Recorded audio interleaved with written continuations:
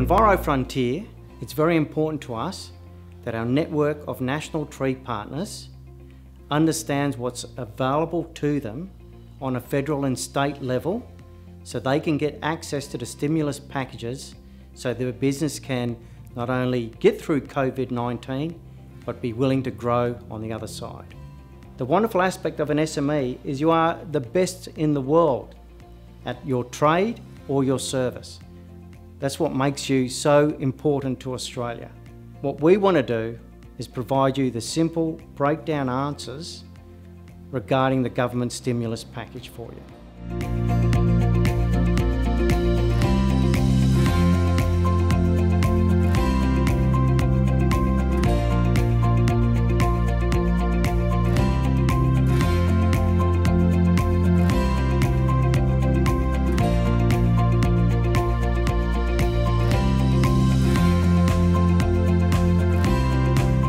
The arrangement is that the government will basically guarantee 50% of the loan and that's to help the banks in case you do have a default or something like that.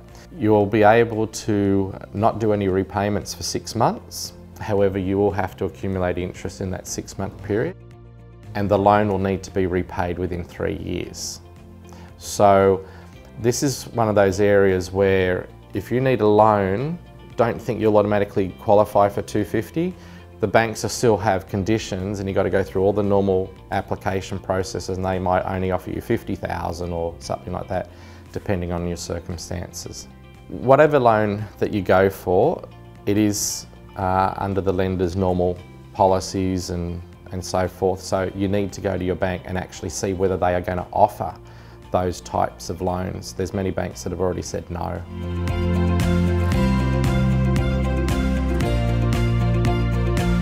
In regards to payroll tax, that is a state tax, so therefore each state actually have conditions of payroll tax relief. Some are offering you a relief for the whole financial year, others are giving you a couple of months relief from payroll tax. So you need to have a look at your state websites for information as well as the federal one. But it's still important that you have a look and see whether there might be some state regulations that may affect the staff that you have or the employees that you have, might affect insurances, things like that. So you need to have a look at both the arrangements, but generally you'll be covered in the state that you're actually registered.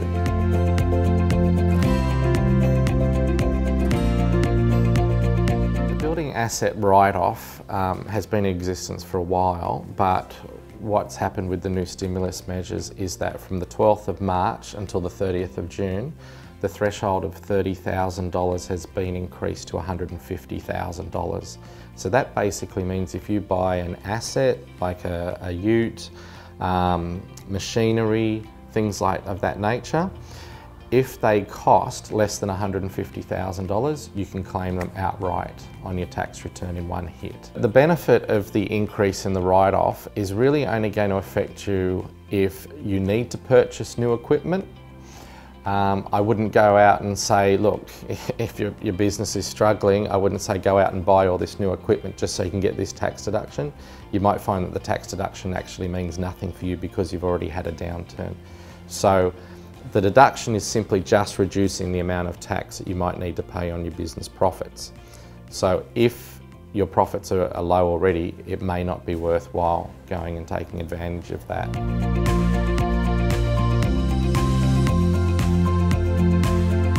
An asset in your particular circumstances would include things like your ute, your stump grinders, chainsaws, any sort of tools, computers, any sort of equipment that has an effective life of a few years.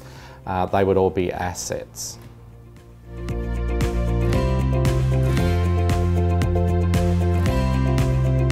Write-off is based on you actually purchasing an item and owning it.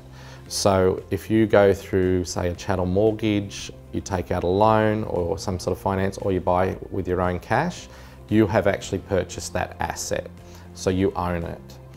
That then makes you eligible to claim the instant asset write-off because that is based on assets that you own. If you lease, a lease is really just a rent payment, so you don't actually own that vehicle or that equipment, therefore you'll just claim the lease payments as a rental charge. That will be your tax deduction. You won't be getting any of the value of the asset itself.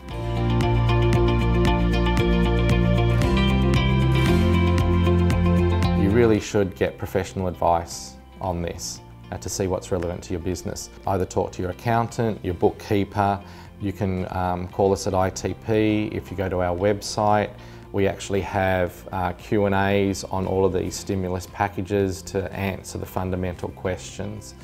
The ATO website is constantly being updated with new information almost every other day. So it's probably best to talk to a professional that's keeping on top of things.